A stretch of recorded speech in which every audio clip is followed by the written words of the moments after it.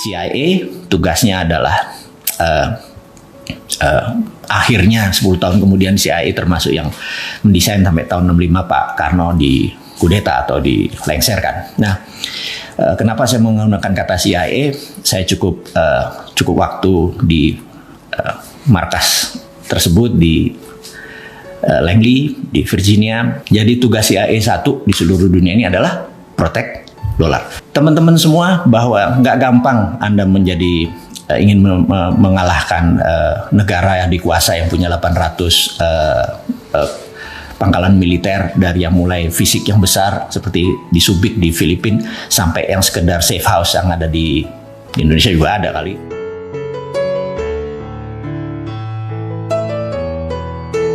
Di tahun 1955 Pak Karno adalah presiden yang luar biasa, dia sangat visioner gitu ya. Nah, di mana tahun 55 adalah Indonesia baru 10 tahun merdeka. Bayangin, 10 tahun merdeka, Toto bisa mengajak pemimpin dunia ke kota kecil yang namanya Bandung, bukan Jakarta loh. Bayangin, Anda mundur, setback ke tahun 55 di konferensi Asia Afrika. Bisa bayangin ya, yang datang itu ada tokoh-tokoh seperti siapa kakeknya Kim Jong Un itu Kim Il Sung ya. Kemudian ada Mao Zedong datang, kemudian ada Gamal Abdul Nasser, kemudian ada Zulfikar Ali Bhutto. Anda itu legend semua. Itu adalah Nehru datang, pemimpin India. Kenapa mereka bisa datang ke Indonesia? Karena waktu itu Pak Karno tahu SDA kita, sumber daya alam kita itu kalau dimineralkan ini menjadi underlying daripada currency rupiah yang akan lebih stronger dari dolar gitu ya. Sementara dolar sendiri mau menjadi raja dunia karena dia waktu itu declare bahwa mata uang multinational currency adalah dolar. Baru 10 tahun di challenge sama Indonesia. Oke, itu saya nggak detail kan karena CIA tugasnya adalah akhirnya 10 tahun kemudian CIA termasuk yang mendesain sampai tahun 65 Pak Karno di kudeta atau dilengserkan. Nah, kenapa saya menggunakan kata CIA? Saya cukup waktu di markas tersebut di Langley di Virginia. Jadi kalau teman-teman suka nonton film Hollywood, kalau kameranya dari atas, terus ada Central Intelligence Agency gitu ya, ada kayak anggap stiker lah, terus orang jalan gitu ya, itu kamera dari atas. Tapi kalau kita masuk, dia ada yang puteran itu, pintu puter itu begitu masuk, yang kita lihat bukan yang ada di bawah itu, tapi yang ada di tembok di atas itu. Nah, tembok di atas itu ada sebuah kredo. Kredo inilah yang Anda tahu bahwa itu adalah tugasnya CIA. Jadi kalau kita melihat ke bawah ya tulisan Central Intelligence Agency, tapi kalau kita melihat ke atas ada sebuah kredo. Anda tahu kredo itu bacaannya apa? Bacaannya adalah protect dolar. Jadi tugas CIA 1 di seluruh dunia ini adalah protect dolar. Itu tulisannya, protect dolar. Jadi teman-teman semua bahwa nggak gampang Anda menjadi ingin mengalahkan negara yang dikuasai yang punya 800 pangkalan militer dari yang mulai fisik yang besar seperti di Subic di Filipina sampai yang sekedar safe house yang ada di Indonesia juga ada kali beberapa, kemudian di seluruh negara dunia ada safe house di mana mereka pasukan kecil tapi elit, mereka bisa melihat mau kemana arahnya sebuah negara. Mereka punya pasukan seperti itu, dan di sini tidak memungkinkan Indonesia menggunakan sistem yang nakal gitu ya. Tapi sekali lagi saya suka mengingatkan pemerintah, ini mumpung Cina sama Amerika lagi perang, yuk kita terbitin rupiah pakai underlayingnya sumber daya alam gitu ya. Sekali lagi, old mind doesn't work. Jadi pemimpin-pemimpin yang pakai old mind tuh, ini bosman ngomong apa nih, sontolo ini orang nih ngomong apa, ganggu aja lo, kita lagi redenominasi atau lo ngomong tentang rupiah kayak geledek di siang hari terus kita kekeh gitu ya, mengingatkan. Karena saya pikir kalau nggak kapan kita berdaulatnya, masa kita minjem proyek dari Cina kita dibayarin atau minjem IMF dolar lagi gitu ya, utang terus gitu ya. Itu kalau bansos sekarang diubah jadi banpres, bantuan presiden 31 triliun, sementara kalau hutang negara, kalau bantuan presiden harusnya dibalik bos. bantuan negara, hutang presiden gitu.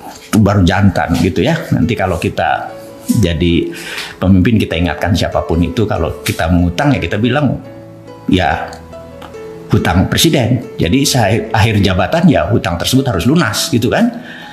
Janganlah dibawa ke pemerintah berikutnya. Jadi ya jantan lah, ngutang sekian ya lunasi di akhir jabatan gitu ya. Oke.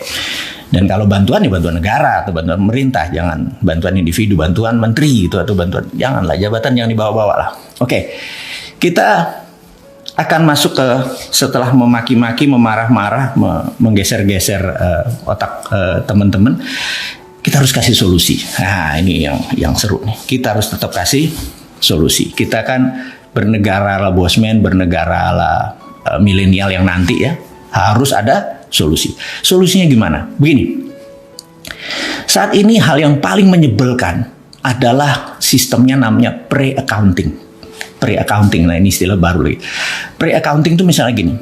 Sebelum kita melakukan sesuatu, kita harus pre sebelumnya. Contoh, kalau kita mau buat rumah, kita harus punya IMB. Benar nggak? Itu sistem itu adalah pre-accounting, di mana sistem itu adalah sistem penjajah. Gitu ya. Kalau kita mau buat kosmetik, kita mau buat apa lagi? Jamu, itu harus BP POM, harus ada izinnya. Mau buat pupuk, itu harus pokoknya segala macam tuh ada izinnya dulu. Apa yang terjadi kalau 2 tahun izinnya nggak keluar? Sering sekali. Dan apa yang terjadi? Kita kalah uluran terus.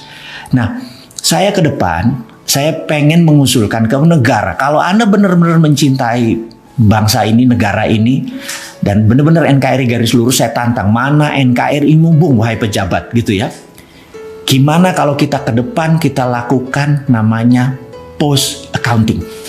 Post accounting ini gini, misalnya dia mau buat pabrik kosmetik untuk pemutih, untuk membuat body butter, apapun itulah, banyak sekali, atau sabun gitu ya, yang untuk kecantikan. Kemudian ya udah dia izin, buat aja, nggak usah pakai izin.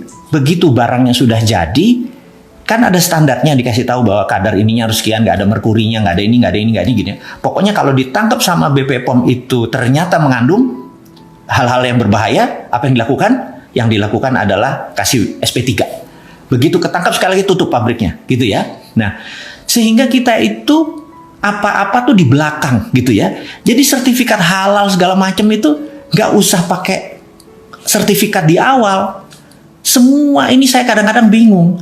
Harusnya ada sertifikat haram yang ada, bukan sertifikat halal. Karena yang saya tahu seluruh hal di dunia ini kata Allah itu halal, kecuali yang Allah haramkan. Jadi kenapa ada sertifikat halal? Harusnya sertifikat halal, sertifikatnya sertifikat haram, sehingga nggak semua perusahaan harus buang-buang izin gitu loh. Itu kalau benar-benar mau yang namanya bukan pre-accounting tapi post-accounting.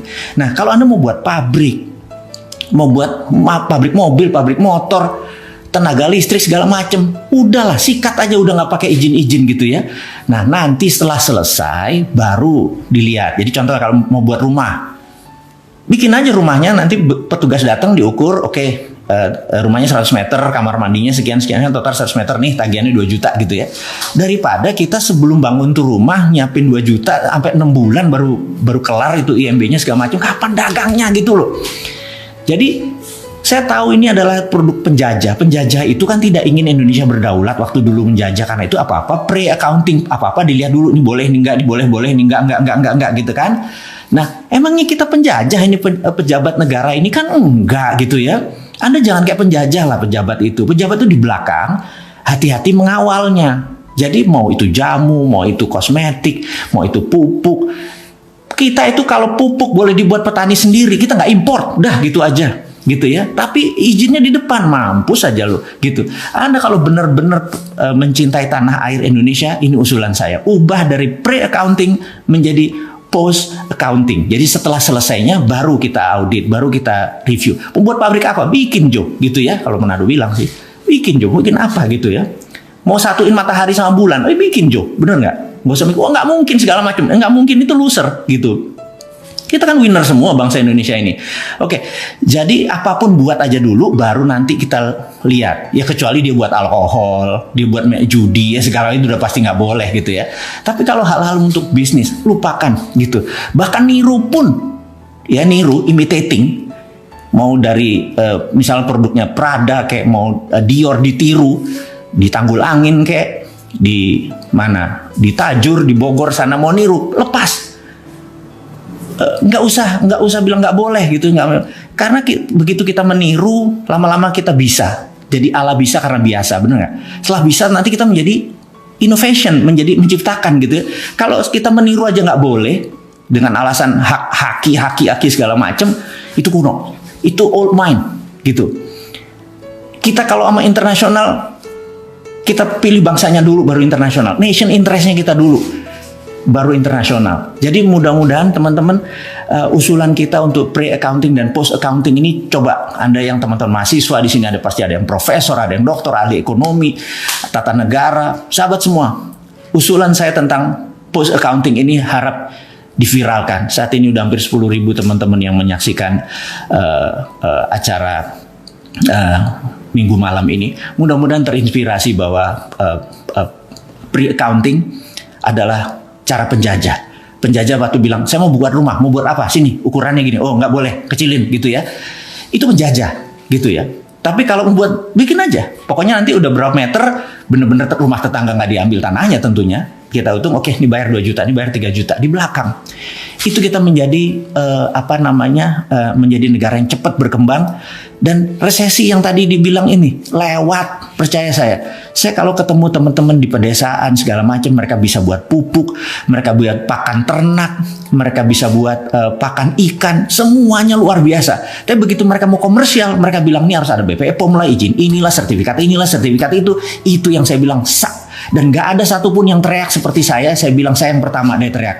Bahwa itu penjajah kalau Anda lakukan, itu namanya pre-accounting. Saat ini kalau mau menjadi negara berdaulat, kita lakukan yang namanya post-accounting. Teman-teman, mudah-mudahan Anda nggak ikut senewanan seperti saya hari ini gitu ya. Saya menganggap gampang kok menyelesaikan masalah bangsa ini adalah tidak bergantung pada negara lain atau uang negara lain.